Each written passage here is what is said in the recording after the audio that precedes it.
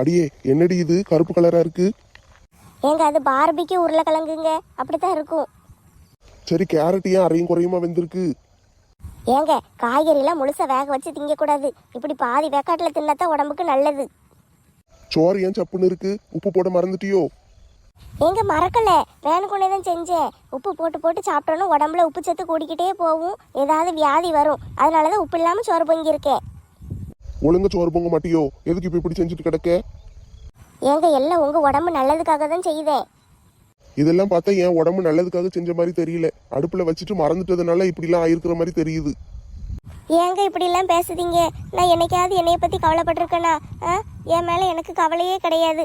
அதனால தான் நான் கடையில் ஒரு பிரியாணி வாங்கி உடம்பு கெட்டு போனாலும் பரவாயில்லன்னு அதையே கஷ்டப்பட்டு சாப்பிட்டுக்கிட்டு உங்களுக்காண்டி ஆசையாக வீட்டில் இப்படி பார்த்து பார்த்து சமைச்சு கொடுத்தேன்னா நீங்கள் இப்படிலாம் பேசுதீங்களே. பிரியாணியா?